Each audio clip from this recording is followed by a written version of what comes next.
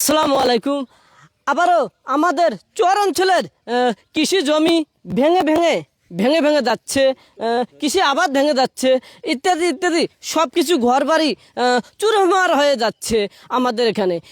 এই চর এলাকায় এই যে ভাঙানোর কারণে শিক্ষার হার নাই, এখানে নাই কোনো রাস্তাঘাট, নাই কোনো ব্রিজ।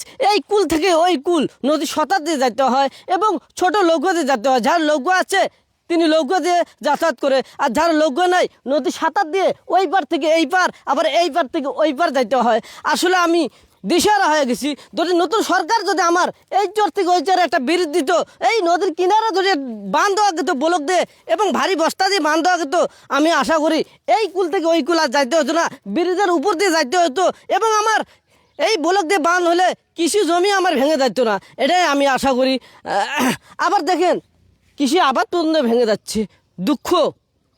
আমি এত চর উন্নয়ন নিয়ে আমি কথা বলি, চর ভেঙে যায় ইত্যাদি যদি কথা বলি, আসলে এরা মনে হয় আমাকে টোল হিসেবে দেখে।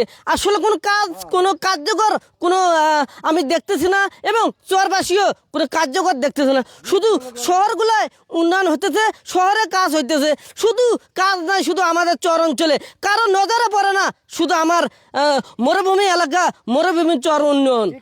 এই চর উন্নয়ন যে কমিটিগুলো আছে তারা শুধু শহরে থাকে, এই চর অঞ্চলে না আসাতে এই যে কৃষি জমি বাড়ি সব কিছু ভেঙে ভেঙে চুরমার হয়ে যাচ্ছে। আসলে আমি একবার দিশেহারা যাচ্ছি। আমি আশা করি নতুন সরকারের কাছ থেকে আমার চর উন্নয়নে একটু নজর দেন।